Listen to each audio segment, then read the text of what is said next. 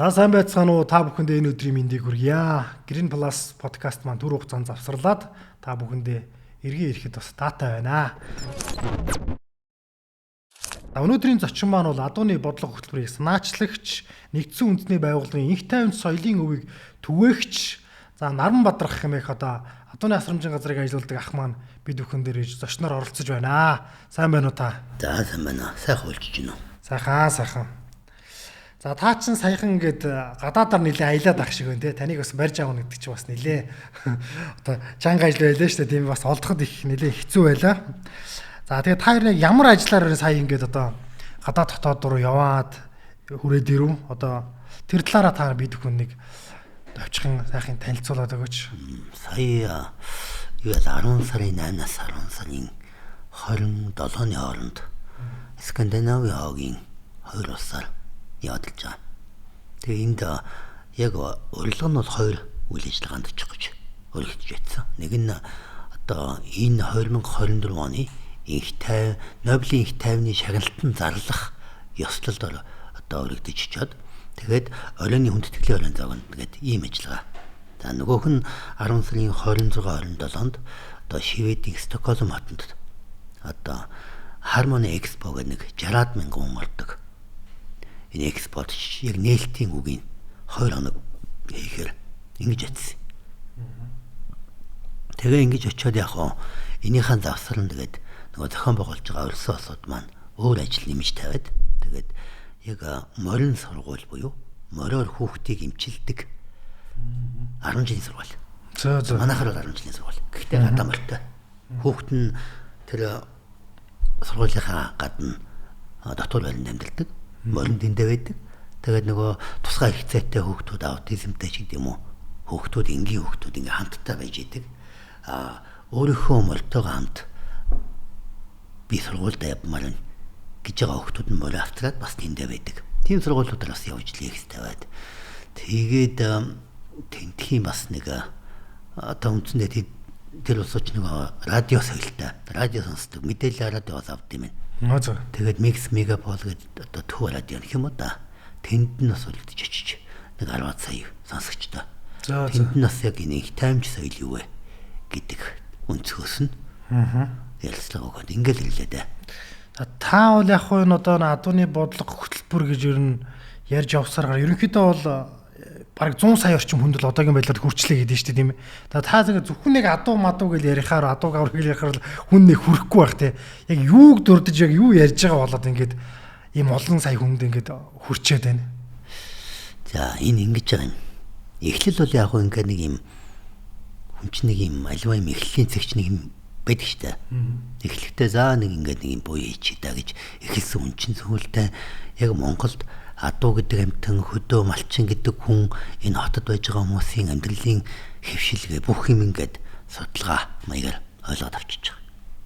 Ингээд шийдэл хайж эхэлж байгаа. Одоо юу гэдэг энэ адуу гэдэг энэ амтныг амьдралын ашиглага болчих. Одоо хуучин цагт одоо өлтчин ч гэсэн нэг юм амны яг миний тэр мөр манай аавын тэр мөр гэдэг нэг түүх гарвал ярил да. Тэ одоо чинь ингээд манай нотогт одоо юу гэдэг нэг нөхөр халтар мөрөө унаал явах юм бол за энэ нөхөр уухан дэлгэдэг байхгүй. Яадаг тэр ичнээ яаж тасарсан тэр мөр нь унахдаг. Гэрийнхэн даваад ирдэг байхгүй. Гэдэг ч юм уу. Яг энэ морь хүн хоёрын хоорондын нөхөрлөл гэдэг юм зүйл байхаа болчиход байгаа асуудал. Ингэж явсаар байгаад гадаадын жуулчдыг яаж татах вэ гэдэг рүү ороод тэгээд Монголын PR-ыг хийж магтаж ижил жуулчин татны зүйтэй. Тэгээд 2022 оны 9 сарын 10-нд нэгдсэн үндэсний байгууллагаас надад нэг шагнал өгсөн. Доктортой хөгжлийн манлайлагч гэдэг шагнал өгсөн. Энэ адууны бодлого санаачлаганд. Ингээд нүүбийг судлаад эхэлсэн чинь би нэг малчин ахыг л гоё гэж харуулах гэдэг байгаа байхгүй юу? Яадаг хэрэг хүүхэд 5 нас хүртэл ишиг урахтай тоглодог. Тэгээ энэ яаж байгаа? Тэр хүүхэд хил дорхоос өмнө, ухаан суухаас өмнө амьсгалж байгаа болгон ам бийдэг юм байна. Хөдөлж байгаа болгон ам бийдэг юм байна. Амны цаан ч бас байгаль дэлхий байд юм гэдэг.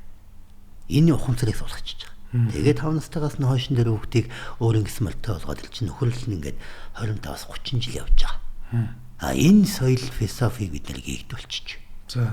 Энүүнийг одоо бол ингээд нэг юм буцаагаа сэргээхийн тулд эхлээд тайлбарлах хэрэгтэй болчихгоо. Гэтэл нэгдсэн үндэсний байгууллага гэдэг байгууллага чинь 1999 онд инх тайванч соёл гэдэг юм байх ёстой гэдэг тунхаг баталсан. Энэ Нубийн 193 гишүүн улс түмэн за инх тайван байл гэж байгаа бол энэ цэрэг армийг бэхжүүлэх буюу пацифизмаар хөөцөлдөд нэмэргүй байна. За. Харин энэ өнөөдөр өсч байж байгаа хүүхдүүдийг өрөвч нинжин сэтгэлтэй болгох нь ирээдүйн дэлхий инх тайван байх чухал сэдв юм байна гэдэг тунхаг байхгүй. За. Философи бол ерөөсө тэнгэр газар шиг өөрчлөгдсөн байж тээ. Тэгэнгүүт монголчуудын нөгөө хуучин бидний байсан одоо байгаа болчиход миний аврах гад байж байгаа эдийн засгийн нийгмийн эргэлтэнд оруулах гэж байгаа энэ соёлыг авчиж байгаа байхгүй. За. Тэгэнгүүт би энүүнийга за найзуудаа англиар unconditional love is the secret ingredient for peace юм байна шүү. Буюу амьтан хүн байгалыг алагчлахгүй хайрлах энэ сэтгэл, энэ боловсрал философи бол инх тайвныг дэлхийд авчрах нууцчор юм агс утгатай лекцийг тавиад ярилцлах сонин сэтгүүлийн юм тавиад яваад хэлж байгаа.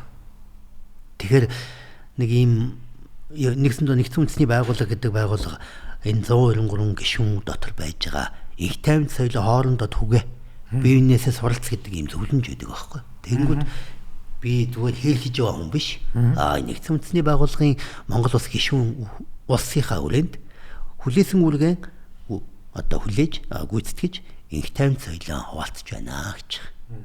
Ингээд явсан чинь олон улсад энэ сэдв нь маш эрэлттэй байгаад. Одоо чинь нэг лекцэн дээр дөрөөл нэгээс хоёр хүн уйлж байгаа гэдэг байхгүй. Тэгээд яг эхлээл ингээд за яг ингээд би ингээд ийм ингээд танилцуулаад тэгэл ингээд нэг Монголын түүхээ яриад тийм үү. Хэсэг мөрөд оруулаад хар хорийн дутын тухай нөгөө шашны төлчөлдөөнгүй байсан тухай нөгөө Монголын их засаг хууль дотор байдаг хууль заалтыг меншн хийж өгвөл нэг за одоо чинь 7 дугаар заалт нь ийм заалт гарч ирсэн шүү дээ. Амьтан хүн хоёр тэнгэрийн дор амьд явах тэгшэрхтэй гэдэг заалт. За. 43 дугаар заалтан дээр нь бүх шашныг одоо хүндэтгэнэ. Гэхдээ аль шашин тусгай эрх өгөхгүй ч гэдэг юм уу.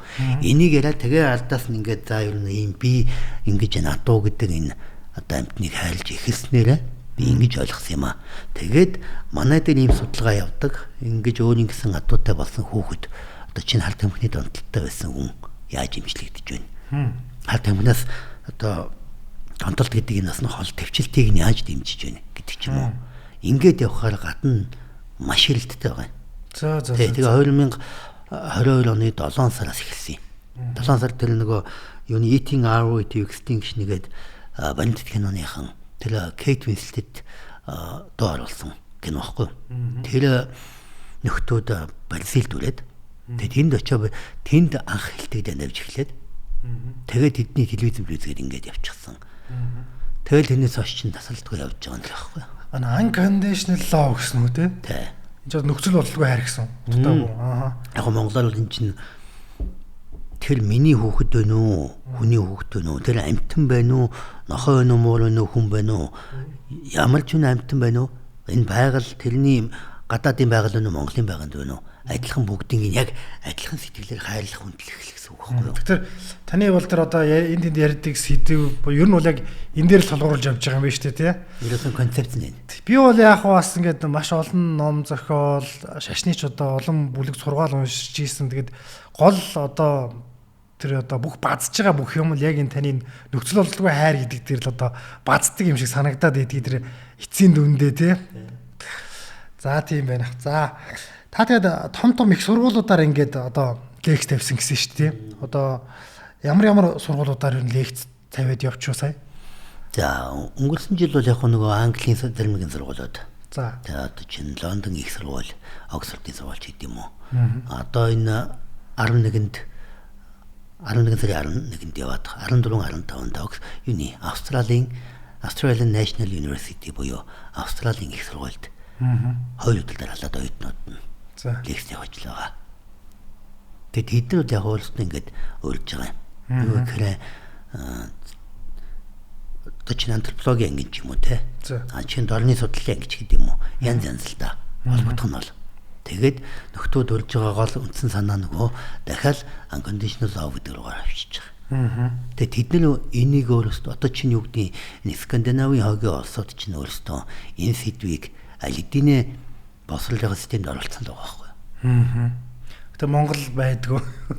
Бид нар хуучин байсан. Одоо чинь хаврын цагт төлөх цагт заавал хүүхдүүдөө явдаг тийм ээ. Зун заавалудаа явдаг. 100 хүүхэд ингээ уцхаа гэлдээ хэвддэг тийм боломж байсангүй. Тэгээ очдөг тэн дээр яг нөгөө өөрийн ишгээ сонгож явдаг. Тийм үү?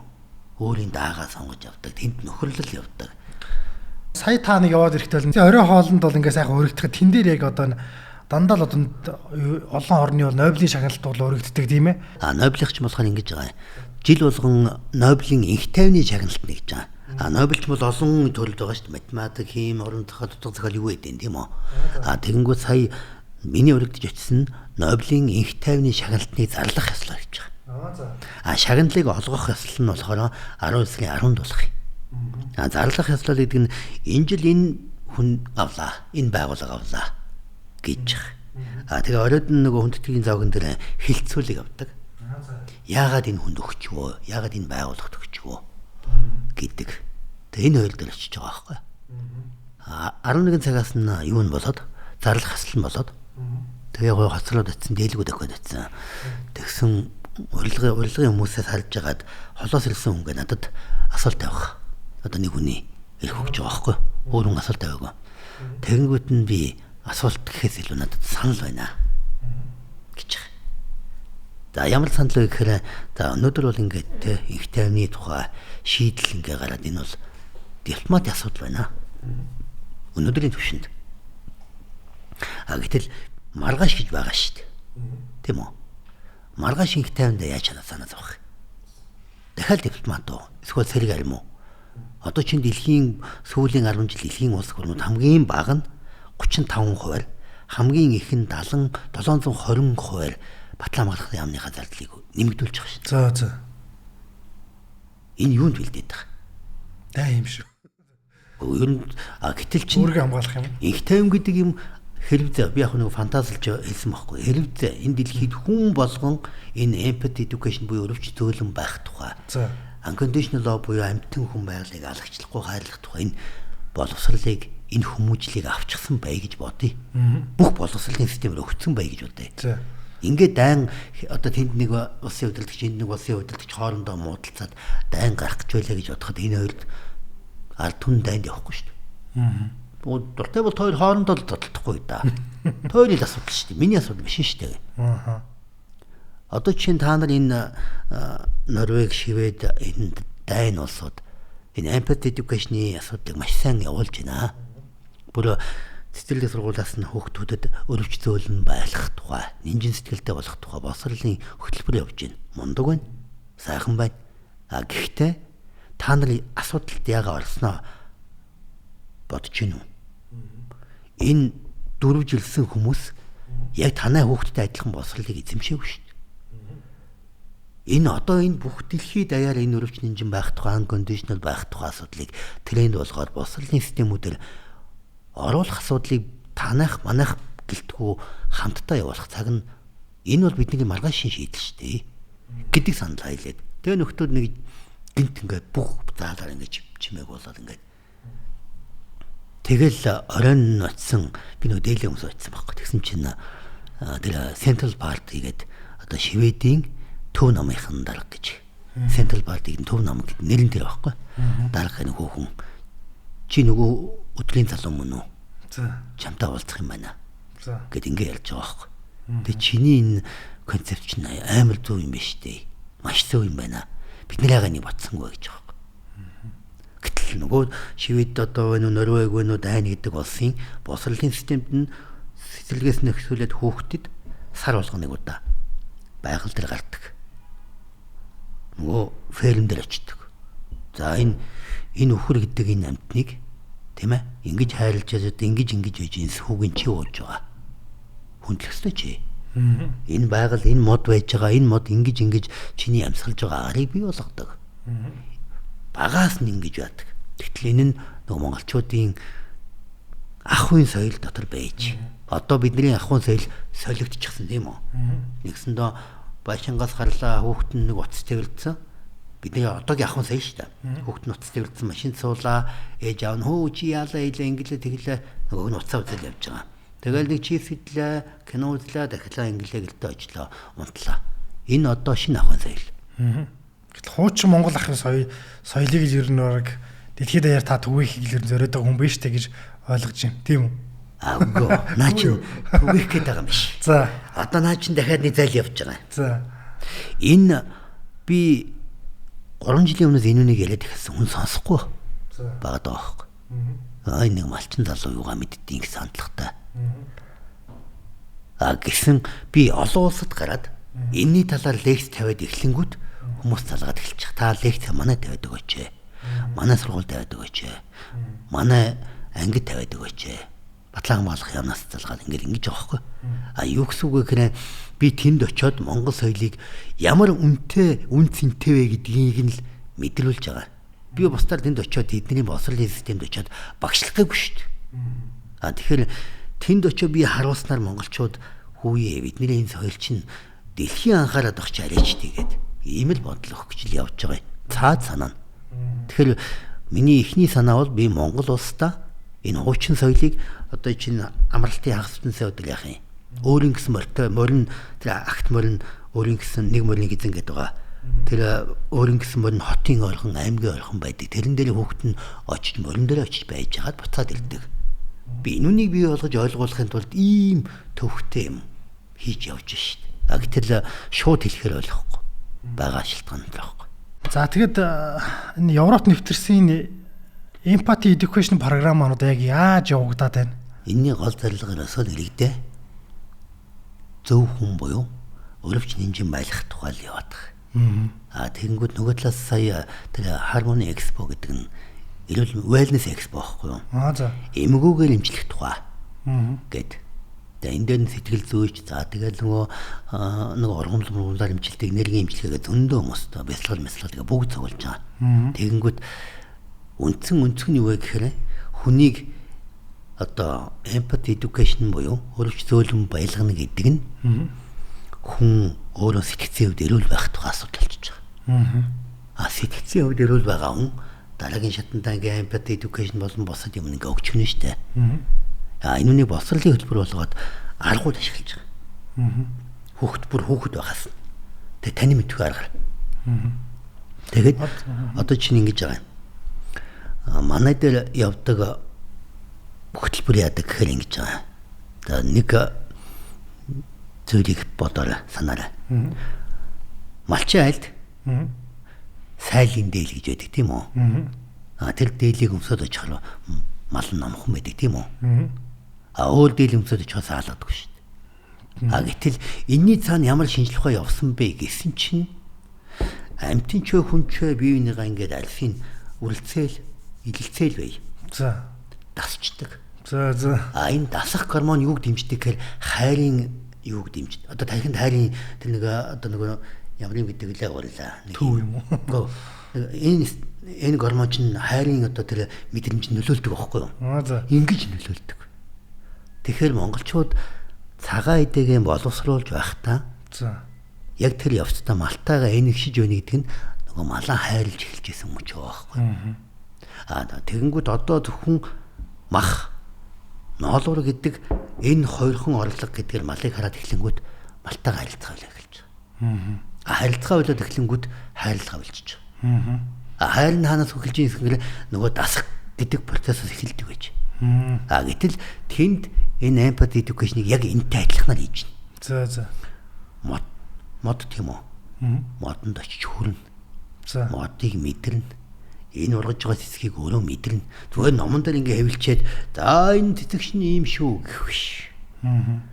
Авчаад тэр ферм дээр авчаад үхрийг илүүлнэ. Үхрэнд тэжээл өгүүлнэ.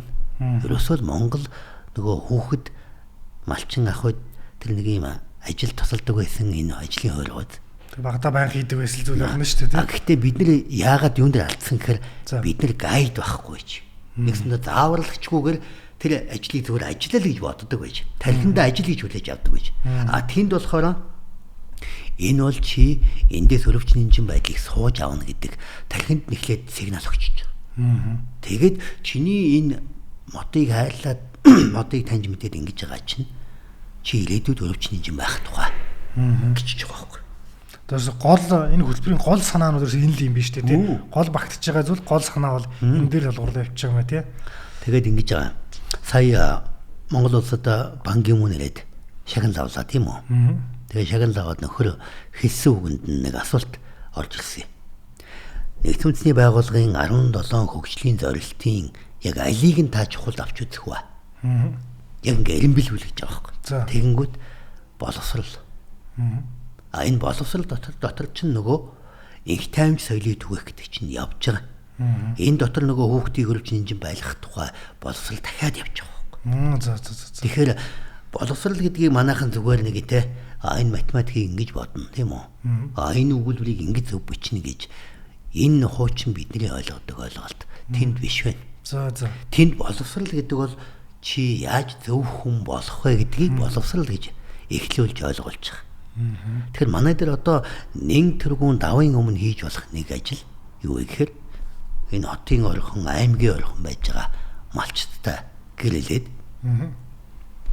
тэгээд малчин айлд нөгөө хүүхдийг авчиад ишиг хурга тэрвүүлдэг, тоглоулдаг, нөгөө хашаа ороогийн намт цэвэрлдэг байлдаг.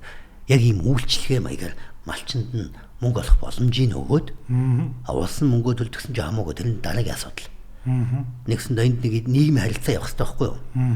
Хүүхдийн боловсрал гэдэг дээр чи эхлээд зөв хүн байх хэрэгтэй. Чиний тэр эдийн засагч болно уу? Математикч болно гэж чинь бүр дараагийн яадгаар асуудал. Эхлээд чи энэ нийгэмд зөв хүн болох хэрэгтэй. Яг. Тэгэхээр энүүнийг хэдүүлээ ингээ нэг юм хуучин. Тэг би тэнд очиод энүүнийга наашаа авчирч ярьж байгаа нь юу гэхээр одоо ингээд би тийшээ очихгүйгээр тийм үү их тайвны Нобелийн шагналтны яслал дээр өөрийнхөө үгийг хэлээгүйгээрээ энийг ярил. Энэ нэг попордаг багий. Тэ энэ малчин уламжлал хүн болгол ярьж л идэг штэ. гэж. Тэгэнгүүт тэнд очиод тэнд 60,000 хүний өмнө би 2 өдөр жингөө шүлсээ өсч хүлчээд зарим хүн нь уйлчаад би бичлэгийн зориуд авч тавьдаг дэр байхгүй юу. Тэр хүмүүс сонсож байгаа гэдгийг хүмүүс ойлгочоод энэ залуу юу ярьж байгааг гингүүд ерөөсөө нөгөө Монгол ах уу хүүхдийг яаж өрөвч зөөлөн болгох юм. Энэ нэг нөгөө би өөрийнхөө үгийг үнэтэй болгохын тулд бүхэл бүтэн төв алгасч тинжээ шүү дээ. За. Тэ.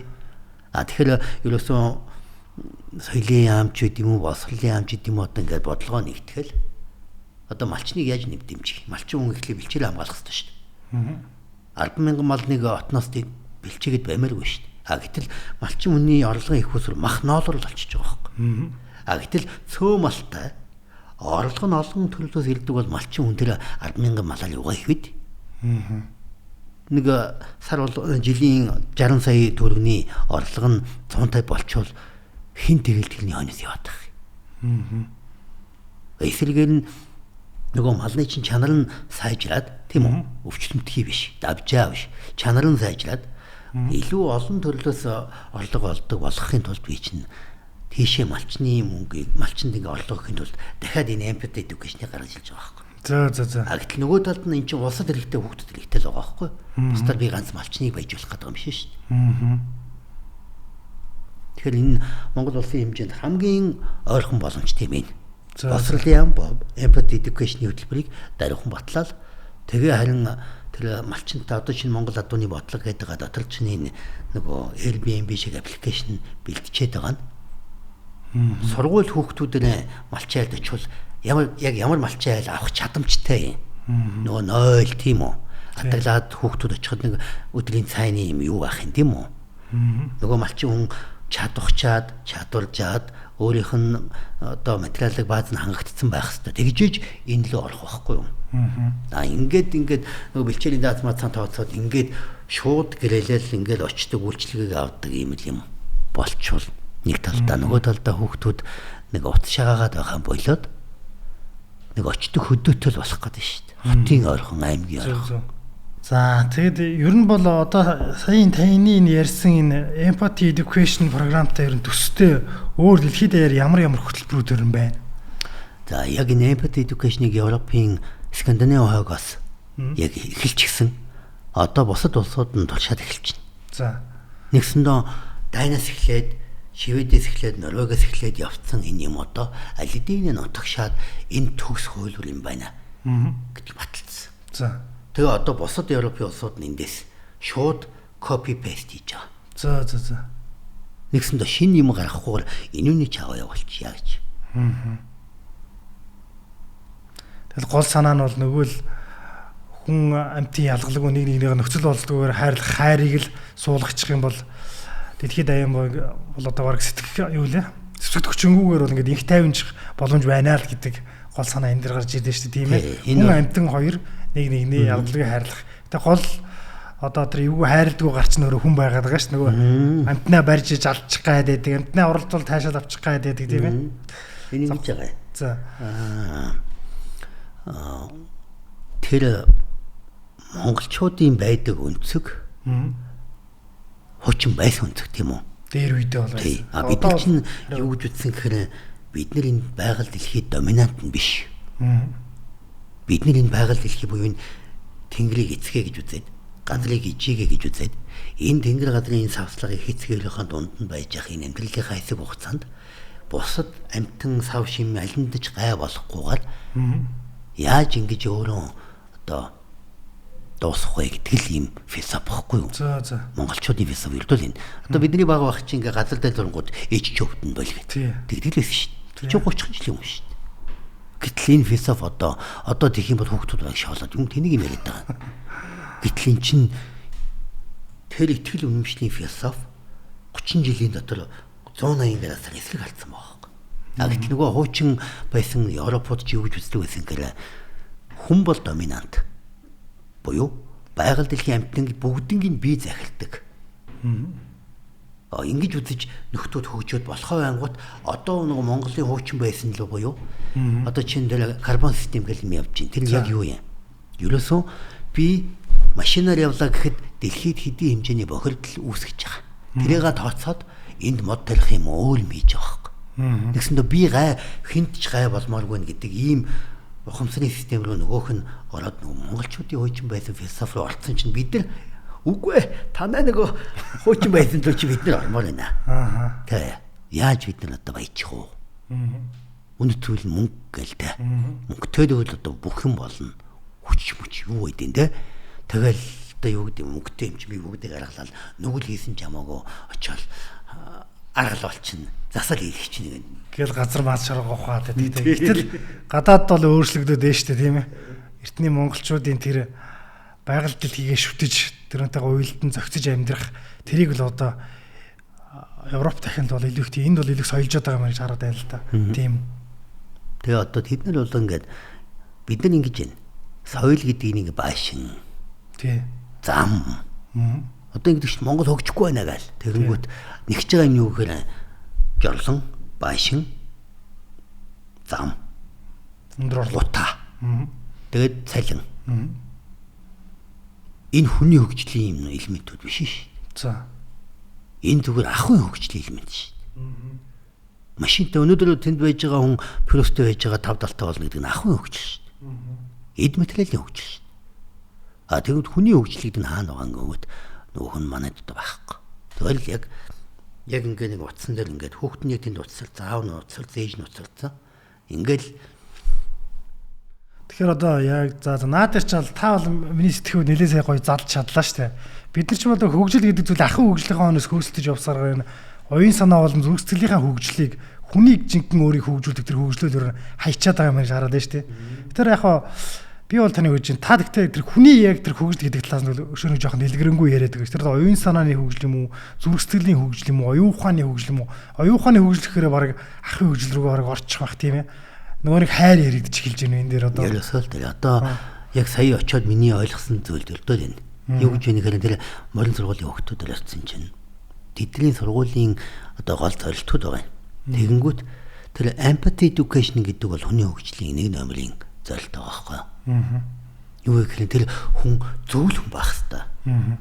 Дараад нь манай энэ төгсөж байгаа хүүхдүүд бараг 10% юм уу 5% л их сургуульд ордог.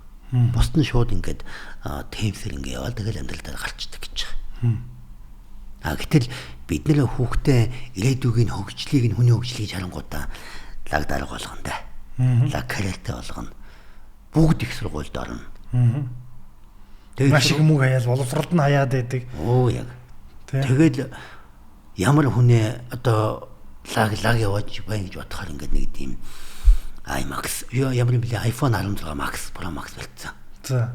Тэгээ 600 унтсан. Ийм хүнийг хараад бүгдээ энэ шиг л болох юмсан. Хуучин цагт монголчуудад тэр нэг юм хэмрийн тухай ойлголт үүссэн нэг юм мөч байгаа юм. За. Энэ хүн үлгэрлэх гэдэг нэг юм байсан байхгүй юу? 17 дугаар зууны сүүлээс 18 дугаар зуунаас эхэлж байгаа. Нөгөө шилийн сайлчууд гэдэг үзэгдэл гарч эхэлсэн байхгүй юу? Тэгээд тэр үзэгдэл яасан гэхээр тэднийг дуурайх буюу тэд нэг юм рол модель гэдэг нэг даган дуурайх нэг юм хүн байсан байхгүй. За. Тэрнийг яа даган дуурайсан гэх нөхдүүд энэ өөрийнхөө амьдрал ах үе хувийн одоо бүх юм аяад зөвхөн өөр хүний төлөө ингээд хөдөө хөхөлж гадаа гандаж явж гин гэдгээр нь хэмрийн тухай ойлголт гарч эхэлж байгаа. За. Тэгсэндээ өөрийгөө огоороод бусдын төлөө сэтгэлдэн хэмэр юм байна гэдэг. За. Энэ бол хэмэр болж байгаа. Нэгсэнд хайрлах энэрийг сэтгэлдэн бол хэмэр юм байна гэдэг ойлголт байж. За одоо цагт тэгэхээр юу болчиход байна? Эсрэг хэлчихэж байна. Яг энэ ойлголт яг нэг альва соёл чи өөрөө бас хөдөлж идэг. За. Соёл заавал хөдөлнө. Энэ үзэгдэл чи яасан гэхээр эхлээд тэнд нэг тоороо бэндэг гэдэг нөхөр тийм үү? Улгаач юм шиг тэгсэн чи нөгөө талаас нь богдын нууцаар яасан төрийн одоо бодлогоор өмөлдөг төрийн бодлогыг хэрэгжүүлэгч ард түмний дэмжигч юм шиг гэж явж. Гэтэл нөгөөх нь бодит байдал дээр яасан гэхээр тэр хүн өөрийгөө огоороод бусдын төлөө явж исэн гэдэг энэ үзэгдлэр нь хямар гэдэг ойлголт явчихахгүй юу? Тэгэнгүүт үзэгдэл рүү олчих. Яаж нэгээр адуу туугаал явангууд энэ чи хямар юм байна шүү. За. Мориунал дахингууд энэ чи хямар юм байна шүү гэж хэлэхгүй юу? Тэгсэндээ яг тухайн мөн чанар биш. Үзэгдэл рүү шилжиж эхэлж штэ. Тийм байна тийм. Философи утга агуулгыг үзэгдэлд шилжүүлж гин гэсэн үг байхгүй юу?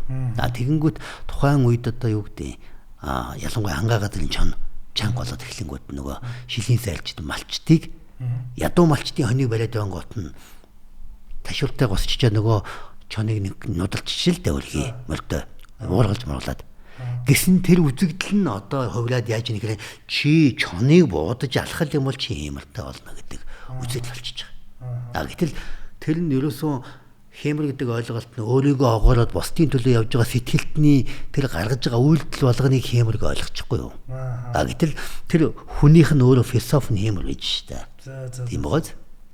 Одоо тэгээ яаж нэхрэ нэг юм хордон машин өлөглөл автомат буу барил тэгэл муу чоныг шүршж алчаал хэмэртэй юм анахаа тулгыг гэл тийм үү.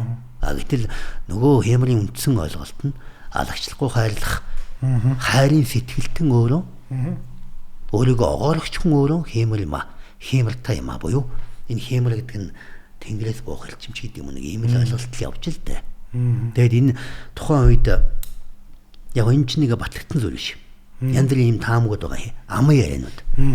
Яаж нэгэрэд тухайн шилийн сайлчдыг хамгаалахын тулд хэмрийн тухай ойлголт. Энэ хэмэртэй гэдэг. Хэмэртэй хүнийг тэтгэж хамгаалах нь чи өөрөө хэмэр болно гэдэг ч юм нэг иймэрхүү үзэл суртал юм явчихгүй юу. Тэгээ эн чи ингээ үзэгдэл нь явсаар байгаад өнөөдөр ихэд одоо юу гэдэг та. Мориунал хэмрэн сэргч юм шиг бодоод бүш. Унсан морь хайрлаж ижил хэмрэн сэргэж шүү дээ. Яг тэр хайрлах сэтгэл нь ундарч ижил хэмрэн сэргэж шүү. Үзэгдэл тийш агуулган л болж байгаа юм байна шүү дээ тийм ээ. Нэгсэндээ байгаль дээр гарч явчихсан тамхи ангиж хийчихэл байгаль дээр гараад уулан дээр гарч хэмэр сайхан сэргэлээ. Гэтэл тэр хүн хэмэр сэргэж байгаа юм биш шүү. Зүгээр байгаль руу гарах гад явж байхдаа өөрөө хоосроод нөгөө байгалаа бүгднийг мэдрээд би энэ байгаль дээр хинч биш юм байна шүү дээ. Би хин нэгэнд гай болохгүй энэ шоргоолжигч гიშхгүй алхаж чадах юм бол би болох юм байна гэж ойлгол нөгөө хэмэрч уулна сэргэнэ зү. Ял ингэж л одоо ойлгож яриад байгаа шүү дээ. За наадах ч юм бол тун зөв ойлголт юм байна. Би ер нь энэ дээрээс ер нь бол тэр бас хиймэл дундаа тий ах үед хүлэгдэх болоо одоо цад агуулга хоёрыг бол ер нь бол бас нэлээд сайхан ойлгож авлаа л гэж бодож шүү. За тэгтэр хань empathy education програманд ер нь яг тэр одоо Европта яг яаж явагдаад байна. За энийг ер нь яаж энэ Монгол руу одоо яаж нэвтрүүлэх үү гэдэг гол ажил болоод байна шүү дээ. Өөрөөр хэлбэл одоо нөхцөлөлтгүй хайрыг монголчууд тэр буцаагаад яаж одоо энэ алдагдсан систем яаж одоо монгол хүүхдүүдэд нэвтрүүлэх вэ гэдэг арга яваад байна шүү дээ тийм ээ. Энэ талаар таныг жоохон тэрнгүү яриад өгөөч. Одоо яг ингэж байгаа. Нөгөө хүүхэд болгон чухал байд юм байна. Одоо манай ч нэг 60 хүүхдүүд нэг багш тавьчихж байгаа шүү дээ. Тий. Хүүхэд болгон чухал. Байгаль дээр гарахтаа эсвэл нөгөө тэр юу гэдэг фермер дээр очихдоо ч гэдэм үү. 5 хүүхэд, 6 хүүхэд нэг багш. Гол нь тэр хүүхдэд тэр очиж байгаа мөчөд тэр өхөлч вэ нөө адууч вэ нөө тийм үү. Заавал илж харилцаанд орох хэрэгтэй. Мэдрэх хэрэгтэй. Энэ нөгөө дахиад нөгөө дасах гормон нөгөө хайрын гормоныг л үсгээд штэ цаад шинжлэх ухааны хавтгараа тийм үү. Дээрээс нь хооллож өсөж тийм үү. Энийг нөгөө багш нь заавал тайлбарлах. Гайд хийж заавал нь гэдэг чинь чухал байхгүй юу. Хичнээн бид нар одоо ингээл адуутаар дүмгэх чинь адууга хайрладаг адууч байна. Шууд автоматар сурж байгаа юм биш. Заавал нэг юм чигдүүлэх юм хэрэгтэй. Тэгэхээр Монголд бол нэг юм эхний ээлжинд бол яг уу нийслэлийн хэмжээнд тийм ээ. Нийслэлийн хэмжээнд нэг юм нэг дүүргийн эдийн сургуулийг сонгож аваад тэгээд хэдэн малчинтай ингээд гэрэлээд тэгээ хөтөлбөрийг ингэж боловсруулад тэр хүүхэд гол нь очиод юу хийх ямар програм эзэмших юм уу. Гингүүт эхний шаардлага тэр хүүхэд тэр байж байгаа ишиг хурах вэ нөө хонь вэ нөө тэрнийг мэдрэх хэрэгтэй. За. Ердөөлийн. Мэдрэл гэдэг нь заавал өөрөө гараараа ихлэд хүрнэ, илнэ, харилцсан тийм үү? Ямар нэгэн байдлаар мэдрэлнэ. Тэгээд яг энэ системийг нэг хэдэн сургуулиас эхлүүлээл туршаад үзэлтэй. Энийг бол одоо би бас саналаа тавиад үзэлтэй тавиад ингээд цаашаа явдгаар нь явна. Ингээд туршаад үзэхэл нэг хүүхдүүдийн одоо юу гэдэг хандлага жилийн дараа ямар болох вэ? Эдүнийг харин судалгаа авах хэрэгтэй. Яг үгээр эхлэхээс өмнө ийм сэтгэл зүйч ч вэ нүү, сэтгцэн эмчч вэ нүү гинөө те. Нөгөө хүүхдүүдээс тест аваад энэ хүүхэд нэг ийм төвшөлттэй байна тийм үү? Энэ хүүхэд нэг ийм зүгээр одоо юу гэдэг нэг ийм сэтгэл санааны докторгүй нэг ийм юм байна. Энэ хүүхэд нэг хөнгөн хэлбэрийн аутизм байна ч гэдэм үү. Энэ юмыг явуулчаад тэгээд тэр процесс ингээ явангууд чинь дунд нь ингээд сардаа нэг удаа тест дахиад авна шүү дээ. Нөгөө хүүхдийн improvement буюу нөгөө яаж сайжилж байгааг нь харагдаад эхэлнэ тийм үү? Бид нар нэгэн шинжлэх ухааны нийгэм одоо ерөн үед амьдарч байгаа учраас тэгэж лоозгнохгүйгээр тоон дээр ирнэ. За одоо юм болчлоо. Бодит төрдөн юм байна. Одоо энэ үнийхэн нийслэлийн бүх сургуульд тэгээд өдөө ийм юм аймагуудад гэдэг ч юм уу. Ингэж уртуучлаа за нэг 20 жилийн хөтөлбөр явлаа гэхэд 20 жилийн зорилттой тавина гэсэн үг байхгүй. Ингээ 20 жилийн дараа ямар төсөөлтөй байх вэ гэхээр хүн амын одоо нэг empathy education level гэдэг энэ чинь нэг юм тодорхой level зорилт тавих хэрэгтэй байхгүй юу? Тавих хэрэгтэй. Ингэж л бодож ирсэн дээ. Бодож ирсэн үү тий? Яг тэр гадаад орондоо бол нэг яаж явагдаад байна гинэ энэ одоо энэ ч сайн шугамар л сайн шугамар. Ерөөсөн нэг багш 5 хүүхэд 6 хүүхэд байна. Тэгээд хүүхэд заавал тэр оролцох хэрэгтэй. Зүгээр ингээд танилцуулаад музей үзээд явж байгаа биш. Заавал оролцсон. Тэр одоо юуны өхрийн баас хэвлэж байгаа бол заавал хэвлэнэ. Тэнд өхөр тижээлж байгаа заавал өгнө. Тэнд өхрийн тижээл бэлдэх гээд ингээд нэг трактор унаа явж байгаа бол заавал тэнд оролцсон. Байгаль дээр ан амтан, за энэ амтан ийм шүү, энэ экосистем ийм шүү гингүүт тэнд нь заавал оролцсон. Ингэж л явд юм бэл. Нэгсэндээ зүгээр нэг юм танилцуулах аялал биш байх нь шүү дээ. Нэг ах уу дээр хүүхэд ажил хийж байгаа юм шиг тийм үү? Энэ өнцгөөс явж байна. Гэхдээ яг энд одоо ми нэг бодож байгаагаар сонирхол тачих юм л яг нэг аутизмтай ч юм уу тийм төрлийн хүүхдүүд энд бол хамрагдаад яг бас тэр мөр нь одоо гайгүй болж байгаа тийм бодит түүх кейсүүд хэр байдаг юм бол яг морин дээр бол аутизмыг эмчилдэг эмчилгээний хөтөлбөр гарцсан шүү дээ. За. Яг морин эмчилгээ гэж авч үзэх юм бол юуны equine therapy, horse therapy гэдэг энэ хоёр одоо нэгсэн физик эмчилгээ сэтгцийн эмчилгээгээд энэ хоёр бүр шинжлэх ухаан болоод тогтцсон. Тий. Одоо юу гэдэг харуултын дараах, саажилтын дараах эмчилгээг мороор хийдэг физик эмчилгээ хамгийн урд үнэтэй батлагдсан. Тий.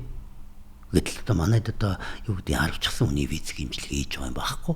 Тэгэл байж байгаа бүтэн харуулцдаг. Хүмүүс юу гэж ойлгодог гэхээр тал харуулсан бүтэн харуулдаг гэж ойлгоцсон. Гэтэл чинь нөхөн зэрэг эмчилгээ хийдэг байхгүй. Тэгээд зүгээр болох хэвээр асуудал гэдэг ч юм уу. Тэгтэл одоо аутизм гэдэг чинь өөр юм. Заавал нөгөө хүүхдэр морьтойгоо хамт дэдийн хугацаанд ингэх гээд. Тэгтээ аутизм ч өөр ингээд дотор төвшинтэй. Бүгд яг аутизм гэж нэлдэж болохгүй. Энд чинь өвчин биш. Онцлог, сэтгцийн онцлог. Харин нөгөө сэтгцийн онцлогын левел гэж байна. Тийм ээ. Левелдээ тохирсон эмчилгээний арга гэж байна. Зөв. Тэр бол яг манай адууны одоо деважин дээр миний өвд адуун дээр игдэж байгаа судалгаа. Энэ зүгийнүүд бол байх. За тэгэхээр Европт бол ингээд нэг багш 5 хүүхэд дагуулад за одоо адууны асрамжийн газруудаар гэсэн үг шүү дээ тийм ээ. Ер нь л ингээд дагуулж яваад хамаагүй. Адуух хамаагүй явд юм биш тийм ээ. Моорч нь хамаагүй. Хамаагүй мэ тий. Хамаагүй. Яг асрамж биш. Зүгээр нэг ферм, шелтерүүд гэж аахгүй юу. Манайх чинь яг нөгөө Монголоор шелтер гэдгийг Google Translate хийхээр асрамжийн газар болчиход байгаа шүү дээ. Яг үүнээр адууны асрамжийн газар гэдэг чинь зүгээр манай дууцтад ямар пэйж нээчихвэхээр нь horse shelter гэдэг нэг юм байдیں۔ Гэсэн монголоор юу гэдгийг хэрэг Google-д чихгүй гэсэн чинь нөгөө ч асрамжийн газар гэдэг шүү дээ. Тэгэхээр тэр нь хамаагүй муур нохойч вэ нүү хамаахгүй. Ерөөсөн тэр хүүхэд танин мэдэх юм боловсрал эзэмшиж байгаа. Ам болгон, байгаль болгон аль ч нүү. Гол өгөгдөл нь юу вэ гэхээр ерөөсөө хүрээлэн буй орчин байгаль тэрэн дээр тэр хүүхэд бусдад төвөг болохгүйгээр яаж зөв хүн болох вэ гэдэг л хүмүүжлийг л өгөх системийг олон аргаар хөтөлбөрийн дагуу хийж ийн гэсэн үг. Зөв. За таныг бол одоо ингээд Австралийн их сургууль урьдсан байгаа маань тийм ээ. За удахгүй ингээд Австрали руу явж тэнд сэтгэл тавина. За таны ер нь одоо ирээдүйн бас бодол зорилго ер нь бас юу байна? За энэ лекцүүд нэг яваад байгаа шалтгаан нэг юм байна. За одоо мөрөөдлөө олцъя. За энэ юг нэвтрүүлгийг сонсож байгаа бүх хүмүүс яг зэрэг нүдэ нэрэ. Намайг нүдэ нэг л таач нүдэ нэрэ. За нүдэ анчих. За та өөрийнхөө очихыг хүсдэг хамгийн одоо лаг гэж боддог тийм үү? Ус дээр яадчлаа. Тэгээ ингээд хилийн шалган дээр нь Монголынхаа баасалтыг өгсөн чинь нөгөө хүн хамгийн ингээ бахархаж байгаа нүдээр хараад энэ дэлхийд алмаз шиг ховорхон сувжиг нандин ард түмэн монголчууд гэж би сонссон. Би ойлгодог ийм гайхамшигтай ард түмэн байгаад баярлалаа. Та нар шиг амтэн хүн байгалыг алагчлахгүй яг ижилхэн сэтгэлээр хайрладаг ийм ард түмэн дэлхийд байгаа талархаж байна гэж хэлээд өөрийнхөө улсад тавтай морил гэж хэлээд оруулж байна. За нүдэ нэгэрэ. Ямар санагдаж байна? Маш сайхан санагдаж шүү. Энэ төлөв явж байгаа. Юу гэхээр Монгол хүн хинбэ гэдэг энэ итгэл үнэмшлийг гадна улсад бий болгож дотоодд нь Монгол улс дотор энийг боловсрал болон итгэл үнэмшил буюу одоо нөгөө чи юм шүү гэж өөрийг нь төлөвшүүлэх энэ л зорилт. Энэ миний ирээдүйн эдэн жилчүүд юм мэдгүй. Энэ зорилтын төлөө явж байгаа алхамаар өгсөж байгаа нь энэ. Тэгэхээр итгэл үнэмшил гэдэг энэ ачаа хүнийг хүмүүжүүлдэг байхгүй. Би өөрийгөө манай Монгол улс чинь нэр ийм шиг итгэцэн өөрөө муу байж чадахгүй. Нэрээ бодно. Наполеоныг баг вахт нь имэн Францын сууд хүмүүн басараа гэсээр угаад Котлсын гинлээ гэдэг шиг. Тэгэхээр монголчуудын бидний хинбэ гэдгийг 3000 жилийн турш хинч хариулаагүй. Бидний зүр морьтой буюу юутай вэ гэдгийг л асуудаг. Морьтой нүүдэг, яадын нүүдэг ахуйгаар л бидэд байгаа. Гэтэл яг хүн гэдэг энэ одоо хүний human quality гэж байна тийм үү? Энэ хүн гэдгээр нь монгол хүн хинбэ гэдэг асуултанд хинч хариулаагүй. Одоо бүгдээрээ бүх нийтийн хариултыг яг ингэж өгөх цаг нь болжээ гэдгийг л хөцөлтөд яваад байна энэ. За таны зорилго бол үнэхээр сайхан зорилго байна. Таны дараагийн ажил үйлчлсэн сайхан амжилт хүсье танд. За гэлээ. За өнөөдөр Монгол адууны бодлого хөтөлбөрийг санаачлагч Батгүйгийн Наранбаатар ах маань бид бүхэн дээр ирж зочлоо. Тэгээ дараагийн подкастаараа бүгдөө дахин уулзцгаая.